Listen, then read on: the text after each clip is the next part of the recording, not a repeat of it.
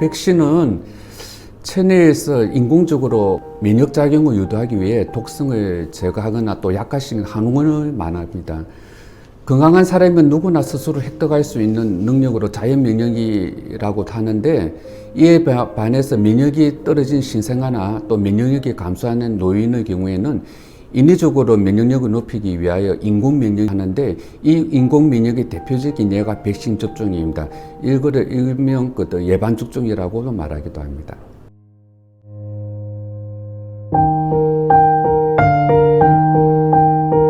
그 백신의 종류에는 먼저 화이자 백신하고 모더나 백신이 있는데, 이것은 핵산 기반이 mRNA 기반으로 만들어졌다고 알려져 있습니다.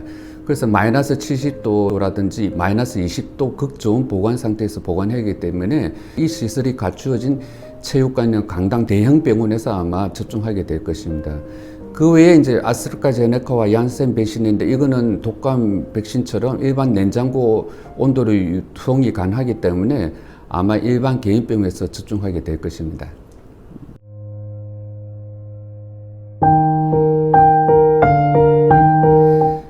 2월 말부터 아마 코로나 환자를 치료하는 병원 의사뿐만 아니라 종사자들부터 먼저 아마 백신이 접종될 것으로 알고 있고요. 그 외에 요양기관에 있는 환자부터 아마 접종하는 걸로 알고 있습니다.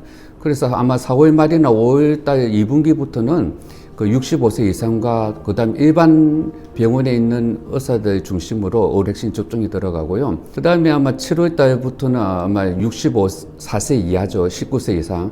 그래가 일반 만성질환자 접종으로 시작 들어갈 겁니다. 아마 조금 늦어질 수도 있는데, 되도록이면 국가에서는 9월 달 하면 11월 달 안에 전부 접종을 70% 내지 80% 이상 마칠 계획으로 알고 있습니다.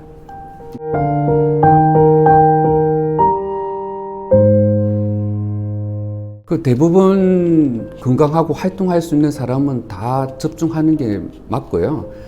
80세 이상 노인 환자에서는 좀 구분이 필요합니다. 한 예를 들어서 지난 가을에 독감 백신을 맞고 나서 수십 명의 환자가 사망한 경우가 있었는데, 이 경우 대부분 다 심장마비로 인한 돌연사입니다. 너무 긴장해서 또 몸 컨디션이 안 좋은 상태에서 독감 백신 후 근육통과 식욕 저하 또 수분 부정도 아주 복합적으로 작용해서 기저질환이 있는 분, 특히 심혈관계 가진 분들의 심장마비나 돌연사를 일으킨 것입니다.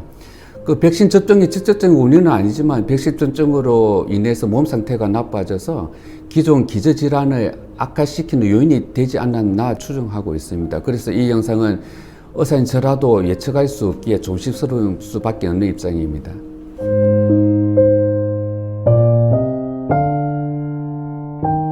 꼭 그렇지는 않습니다. 최근 노르웨이에서 80세 이상 노인이 화이자 백신 접종 후에 수십 명이 사망한 사례가 있듯이, 이 현상은 작년에 우리 독감 백신 후 수십 명이 사망한 사례와 비슷합니다. 그래서 오랫동안 환자를 본 개인 의사 입장에서 한번 조언해보고자 합니다. 외국 사례에서 보듯이 80세 이상 노인층에서 코로나19 감염으로 인해서 많은 노인 환자가 돌아가신 것을 알 수 있습니다. 대부분 기저질환을 가진 환자가 돌아가신 걸로 알고 있고요.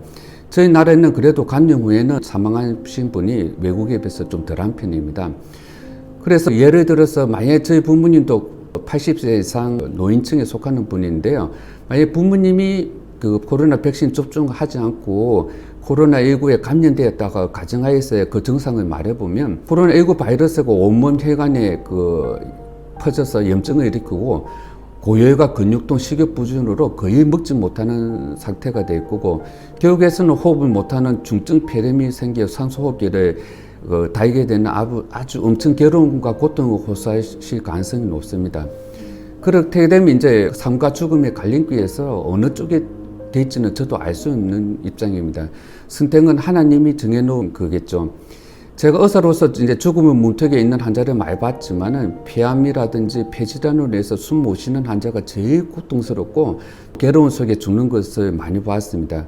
그만큼 80세 이상 기저질환을 가진 노인이 코로나에 걸렸을 때 발생하는 후유증이 매우 크다는 의미입니다.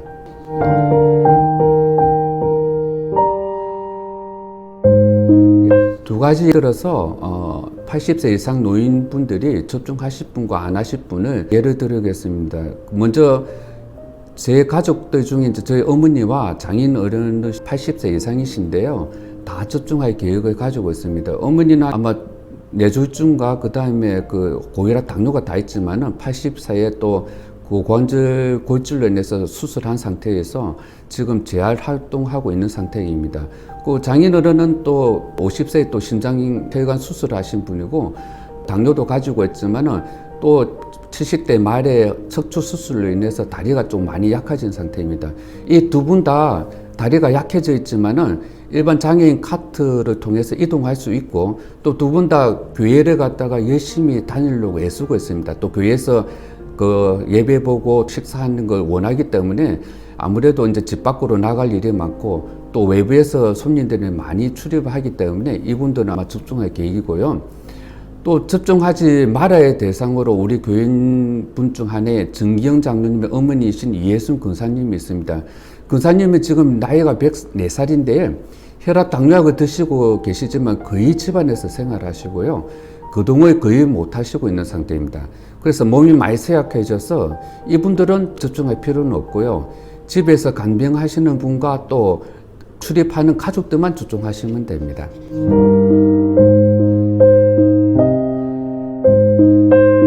그 백신 개발 과정에서 아마 인삼 실험에 포함되지 않았기 때문에 아마 추가적인 임상 결과에 따라 18세 미만 청소년과 그다음에 소아를 대상으로 아마 접종 계획을 가진 걸로 알고 있습니다. 임상이 아무래도 수가 적기 때문에 아마 추후로 확대될 계획으로 알고 있습니다.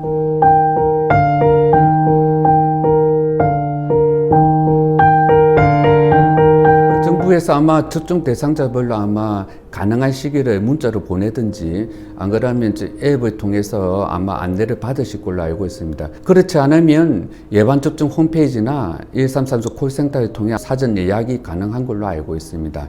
그래서 그 사전 예약한 순서대로 가까운 보건소나 병원에서 백신을 맞을 수 있습니다. 만약에 이제 접종 당일에 고열이 있으면 직접 전화하시고 또 예약을 갖다 조정할 수 있고 적절한 사유가 없으면 접종 거부로 인해서 아마 가장 먼 후순위로 밀리는 걸로 알고 있습니다.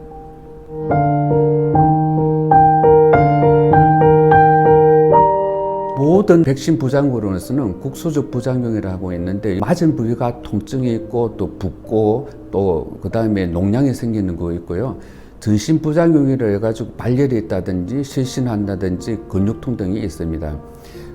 이번에 접종하는 코로나 백신은 모두 다 처음 맞는 접종이라 접종 후 몸속의 면역 체계에 따라 고열이 나타나는 경우도 있고 근육통이 나타나고 안 그러면 몸살, 무력감, 구토 증상이 나타난 증상이 2일 정도 지속될 수는 있습니다.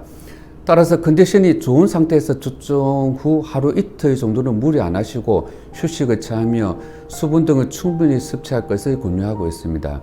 만약에 이제 고열이 나고 근육통이 심해서 식사를 못할 정도가 되면 수액이나 진통제를 먹어야 되는데요. 최근에 진통제 먹으면 또 항체 효과가 떨어진다고 이야기하고 있습니다. 그래서 다만 접종한 후에 식사를 못할 정도의 반응만 아니면 정상적인 백신에 따른 우리 면역 활동 중에 발생한 거기 때문에 조금 참을 수 있으면 참고 견디시는 게 낫습니다. 또 다른 예방접종과 같이 접종할 경우에는 안정을 보장할 수 없어서 최소 14일 간격을 두고 접종할 것을 권유하고 있고요.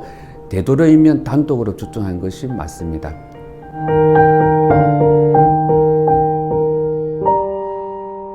코로나 백신은 워낙 개발 기간이 짧고 또 사용 기간이 길지 않아서 연구된 바가 또 부족하고 항체 형성도 100% 보장할 수 없기 때문에 접종 후에 면역이 형성되지 않거나 또는 면역이 형성되기 전에 또는 시간에 흘러 형성된 면역이 효과가 떨어지면 코로나에 또 감염될 수가 있습니다. 그래서 전 국민이 70%, 80% 이상 면역이 형성되기 전까지 항상 마스크 쓰는 것과 손 소독은 계속 하셔야 되고요.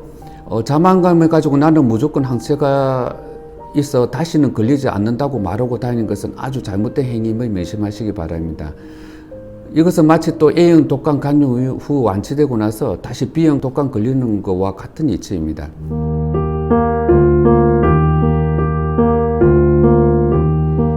먼저 우리 성도들은 기도로 모든 가족들이 무사히 그 부작용 없이 접종을 마칠 수 있도록 준비하시고요. 접종 후에 2일 정도는 그 주의 깊게 관찰이 필요하며 접종 후 탈수가 되지 않도록 세심한 배려가 필요합니다. 비록 모든 접종이 무사히 넘어가지를 원하지만은 만약 이제 극단적으로 100만 분 1일 확률이나 1000만 분의 1 확률로 수일 내 또 일주일 내에 돌연사의 문제가 나의 부모님한테 나의 가족한테 생길 수 있는 경우도 있습니다. 이 경우에 이제 이별의 슬픔을 안고 가지만은 접종하지 말았어야 했다는 심한 자책이나 후회와 괴로움 속에 오랫동안 빠져있지 않기를 당부드립니다. 전에 강의 때 한번 제가 의사로서 겪은 그 경험으로 생명에 관해 다루었을 때 결론을 낸 말이 있는데요. 살 사람은 살고 죽을 사람은 죽는다입니다. 생명은 하나님의 편에 있다는 의미입니다.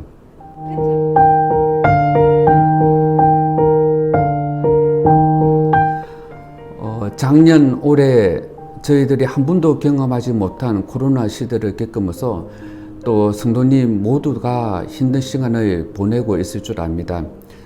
모두 다 조금만 더 인내하셔서 건강관리를 잘 하셔가지고 코로나에 걸리지 않도록 주의해 주시고 또 코로나 예방 접종을 다 하셔가지고 연말에는 교회 모든 예배와 모임이 회복되기를 간절히 바랍니다.